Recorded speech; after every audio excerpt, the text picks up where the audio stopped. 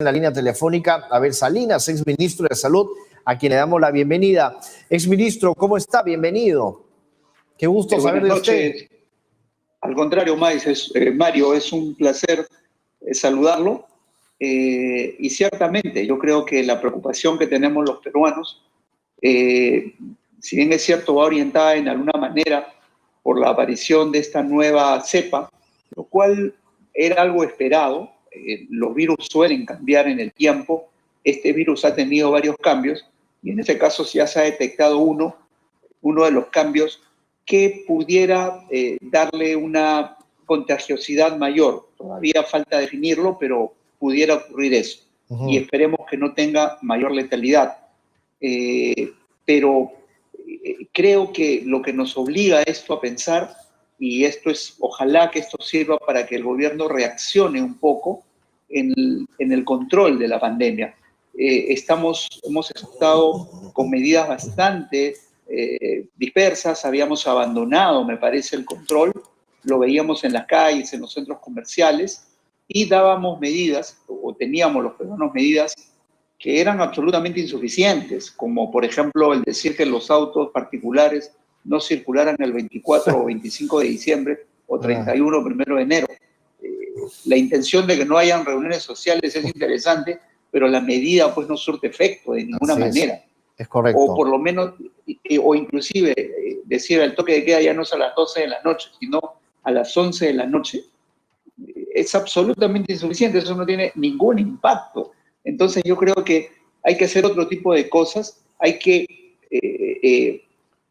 tener estrategias que sean diferentes a las que usamos al principio del año pasado, como estas terribles cuarentenas masivas sin ton ni son, que nos tenían, pues, que nos hicieron a los peruanos más pobres, que se perdieron millones de puestos de trabajo y que nos dieron las cifras de contagio y de mortalidad más altas en su momento, por millón de habitantes. Así es correcto. Ahora, lo que estamos nosotros también presenciando, exministro, lo que estamos viendo ahora de los nuevos contagios, también es producto, obviamente, de lo sucedido meses atrás, ¿no? En donde existieron conglomerados de gente, ¿no? En medio de protestas, y esto hay que decirlo así. También, por ejemplo, bueno, se juntó con la Navidad porque toda la gente tenía que ir a comprar un presente, tenía que ir a comprar un regalo o cosas para la cena. Entonces, obviamente todo eso finalmente pues explotó, ¿no? Y es la consecuencia lo que estamos viviendo ahora, ¿no? También. Sí, desde luego. Desde la primera o la segunda semana de diciembre ya teníamos el incremento de casos en algunas regiones del país, en Lima mismo, en algunos distritos, y curiosamente en las regiones o en las ciudades donde habían ocurrido marchas en la quincena de noviembre. Así es. Y donde lamentablemente alguien mencionó que en las manifestaciones no había contagios. Absolutamente, eso no era verdad. Claro. Era irreal, y sin embargo, yo no entendí ese mensaje. Es una ignorancia realmente, o sea, hay que decirlo así, realmente no hay que tener 3 dedos de frente para no darse cuenta de que en una reunión que es inmensa de miles de personas que salen a marchar, asusados obviamente por algunos grupos, entonces obviamente finalmente dijeron, no me interesa a mí, dijeron, ¿no? Que vayan a marchar, y ahí está la consecuencia, pues, ¿no? Llegaron a las casas y contagiaron a las madres, a los abuelos, muchos se han muerto. Así es, porque los jóvenes, a diferencia de lo que puede ocurrir en las marchas en otros países, donde los jóvenes, por ejemplo, si fuéramos a ser estrictos y tratar de justificar o entender ese mensaje, son jóvenes que viven solos. Pero en el Perú, nuestros jóvenes todavía viven en las casas con sus padres, con su familia, y entonces evidentemente contagiaron a muchas personas. Claro. Esto fue grave, y lo que ocurrió después es que ha habido un silencio y las medidas se abandonaron. Ya nadie hablaba de la pandemia, y entonces veíamos las calles llenas de personas, los mercados formales e informales, centros comerciales abarrotados, y hasta este fin de semana. A mí me tocó ir a una tienda grande donde venden artículos de limpieza, de construcción, etcétera, de pinturas, etcétera, y yo veía papás, mamás e hijos, niños, entrando a comprar pinturas o cosas. Exacto. Entonces, absolutamente hemos distendido, y esto es porque el gobierno no ha tenido la suficiente fortaleza con decir estos temas de los autos que hemos comentado, 24 y 25, o adelantar una hora el toque de queda, era un mensaje pues, que aparentemente la gente diría, entonces estamos bien, no necesitamos hacer nada más, no pasa nada, y curiosamente la gente se ha confiado. Entonces hay que retomar estrategias urgentemente. Y exministro, también hay algo que decir, igual la gente se reúne con toque de queda o sin toque de queda, eso es lo que no entiendo, ¿no? Implantan el toque de queda, por ejemplo, pero igual la gente se reúne. Hay casos, por ejemplo, en los cuales yo veo que están haciendo un montón de redadas y empiezan a hacer supervisiones, por ejemplo, las autoridades, y van hacia algunos lugares, pero no van a sitios residenciales en donde también se organizan grandes comilonas, fiestas, ¿no? Con música.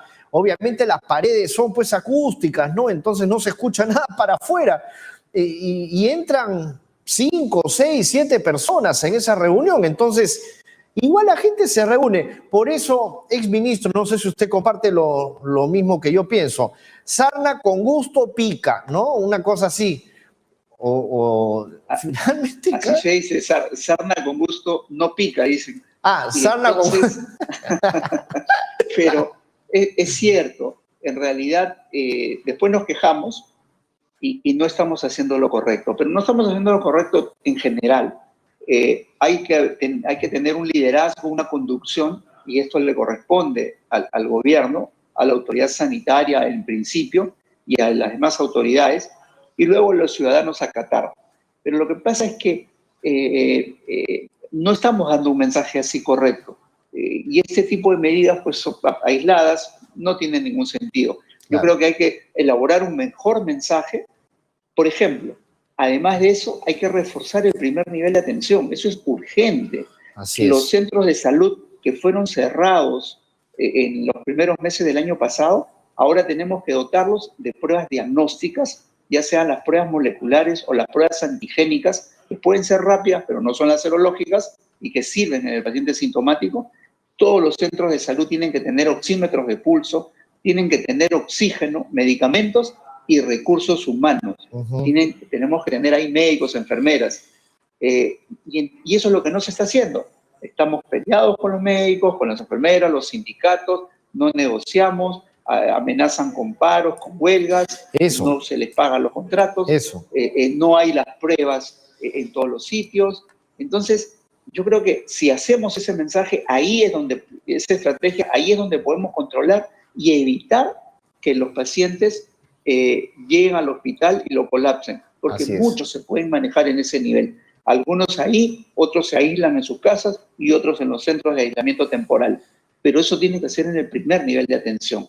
Y eso es lo que no vemos que esté ocurriendo. Y con el anuncio de la vacuna, que todavía falta y que es insuficiente, lo vemos con optimismo, pero falta muchísimo. Hay que abrir más escenarios. Necesitamos otras vacunas. No es suficiente la vacuna que se ha anunciado. La China, necesitamos abrir.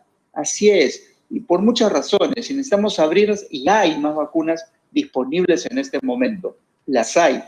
De manera, es como cuando, Mario, tal vez usted se acuerda, el ministro Zamora nos decía, no hay pruebas moleculares en el mundo, por eso no compramos.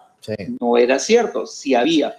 Después, no hay dónde procesarlas, no hay laboratorios, tampoco es cierto. Todos los laboratorios en el Perú, públicos y privados, muchísimos, hacían este tipo de procesamiento de pruebas. Entonces ahora también hay dónde comprar más vacunas. Entonces, esto hay que abrirlo, claramente hay que decirlo, porque si no, nos vamos a confiar solo en este grupo de vacunas y podrían ser muy tarde y podrían contagiarse y perder la vida muchísimos peruanos. Así es. Ahora también el tema, por ejemplo, ¿no? Esas famosas 3.000 camas que había prometido el expresidente Vizcarra y que no existen, pues, ¿no? Esas 3.000 camas UCI y no existen, ¿no? Esa fue una gran mentira y una estafa, por decirlo así, ¿no? Ahora... Que De hecho, así como los 80 hospitales que dijo en el 2019 que iba a construir, o los 1.000 colegios, así como los 30 millones de vacunas, en realidad yo lo he definido como la fábula del señor Vizcarra, pero más allá de eso, fábula. es cierto, Sí. causa indignación y dolor, porque se ha burlado de los peruanos y ha costado miles de muertes. No, y se sigue burlando, exministro. ¿Cómo va a decir que este tema de la vacuna china de Sinopharm es porque él había empezado este trabajo y gracias a su gestión dice que vamos a tener las vacunas chinas de Sinopharm? Es una cosa ya realmente que no se puede creer, pues, ¿no? Sí, yo creo, sí, llama la atención este tipo de declaraciones. Sin embargo, creo que cada vez los peruanos, y ojalá sea así, cada vez le creen menos. Y ojalá que de aquí al 11 de abril sea un grupo muy reducido de peruanos que todavía, peruanos de buena voluntad, crean en lo que dice el señor Vizcarra y que lamentablemente está muy alejado de la verdad. Y yo lo digo con indignación, lo digo con dolor, porque muchos hemos perdido amigos, así es, conocidos, colegas y pacientes, ¿verdad? Así es. Esto es muy doloroso y sin embargo él sigue jugando con eso. Sí, no se puede, pues no se puede jugar con la vida de las personas y tampoco se puede tener una frialdad frente a una verdad, ¿no? En la que nosotros realmente nos encontramos. Y es que no teníamos nada, o sea, la verdad no teníamos nada y lo que había hecho en el ex gobierno del señor Vizcarra, pues fue poco, ¿no? Ahora, ¿usted considera de que debería quizás permanecer el toque de queda, que se debería de adelantar la hora del toque de queda? O sea, que por ejemplo no empiece a las 11, a las 10, sino a las 8 de la noche o 7:30 como se está haciendo en Colombia, no sé. Mire, el toque de queda puede funcionar a las 8 de la noche, digamos, pero tiene que explicarse por qué y mantener las actividades y hacer entender a las personas que lo que tenemos que mantener es la actividad laboral y alguna actividad recreativa durante el día. Claro. Y durante la noche, no. Y por ahí podría funcionar el toque de queda para evitar las reuniones sociales, pero asociado a este tipo de cosas. Claro. Y, por ejemplo, de ninguna manera decir sábado y domingo va a haber toque de queda, nadie sale. Absurdo, porque claro, lo que vamos a hacer es congestionar de lunes a viernes. Ya me imagino el viernes. No, terrible, terrible. Comprar. Entonces, y tenemos que asegurarles a los centros comerciales, a sus supermercados, que van a trabajar todos los días, de lunes a domingo, hasta las 8 de la noche, por decir un horario, pero que tenemos que controlar el aforo. Ajá. Es suficiente que entre una persona a comprar de la familia y no que vaya, pues, papá, mamá. A veces van con los también. niñitos, con los hijos, ¿no? Así es. Claro, eso es peligrosísimo. Y eso lo único que hace es aumentar. Así es. Entonces, este tipo de mensajes claros, la gente lo puede entender si es que garantizamos que la actividad laboral no se va a paralizar. El comercio lo sabe, la ciudadanía lo sabe, toda la actividad económica continúa, pero estrictamente es lo que necesitamos. Ya no vamos a ir a contagiarnos a lugares cerrados. Las salidas de recreación serán en ambientes abiertos y solamente por núcleo familiar. Sí. O sea, sí se puede hacer medidas diferentes, pero todas en conjunto que tengan un mensaje claro, integral, para que el ciudadano sepa cómo cuidarse, qué debe hacer y qué es lo que no debe hacer. Ahora, exministro, también estamos viendo, por ejemplo, casos de los candidatos, ¿no? Presidenciales o del Congreso. El caso del señor Vizcarra, del expresidente, y no es que porque me la haya agarrado con él, pero es que es uno de los casos que más recuerdo porque se le vio comer de un mismo plato de un ceviche de pota a él con el candidato Salaverry, ¿no? Con el candidato a la presidencia Salaverry, quitándose la mascarilla, colocándosela hasta la barbilla y comiendo de un mismo plato el ceviche. Entonces es algo que yo no entiendo, ¿no? El ejemplo sí. También, ¿no? No entiendo. El ejemplo claro. Les ganó el deseo de decir y ser populares y con una acción populista de comer del mismo plato, cuando no saben que ese es un ejemplo malísimo para la población. Imagínense si un expresidente así haya sido vacado por la incapacidad moral, así es. pero igual ha sido un presidente, definitivamente tiene que decir, un expresidente hace eso, ¿por qué no lo voy a hacer yo? Claro. O sea, el mensaje ha sido malísimo. Ojalá el señor Vizcarra pida disculpas por lo que ha hecho, aunque... no, él no pide disculpas, la verdad es que no pide disculpas él por nada, ¿no? O sea, la verdad es que antes que él pida disculpas a él, le tienen que pedir disculpas según él, ¿no? Porque realmente él es el que tiene la razón en todo y los equivocados son el resto. Y como él se victimiza, como toda persona que se victimiza, obviamente, sí, el resto está mal, él está bien, ¿no? Entonces, es lamentable porque lo veíamos al mediodía, siempre dar su conferencia de prensa en donde decía, lávense las manos, pónganse su mascarilla, ¿no?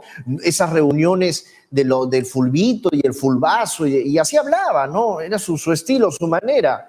Pero, claro. Así era, y finalmente... Así es. Ahora haciendo... Sí, en realidad son ejemplos y cosas que no debemos repetir. Ojalá los peruanos finalmente, y yo entiendo que poco a poco, irán conociendo quién fue su presidente y qué cosas hacía, y ojalá el 11 de abril no sea vote bien, favorecido claro, con los votos, que la gente vote correctamente, ¿verdad? Claro, correctamente. El ministro ha sido muy amable, como siempre, muy claro, y bueno, un abrazo grande para usted, para su familia, y que tenga muy buenas noches. Y vamos a seguir en contacto para poder seguir conversando sobre ya temas conforme vaya avanzando este tema de las vacunas, ¿no? Ir viendo también qué soluciones se pueden dar. Es muy importante conocer justamente de personas especialistas como usted acerca de la salud en nuestro país, ¿no? Porque se escucha tanto, pero muy pocos son asertivos, o sea, muy pocos aciertan, ¿no? Entonces, pero bueno, vamos a ver qué es lo que pasa. Muchas gracias, exministro Salinas. Hasta luego. Un placer. Buenas noches, Mario. Buenas noches. Buenas noches. El exministro de Salud, Abel Salinas, ha estado con nosotros.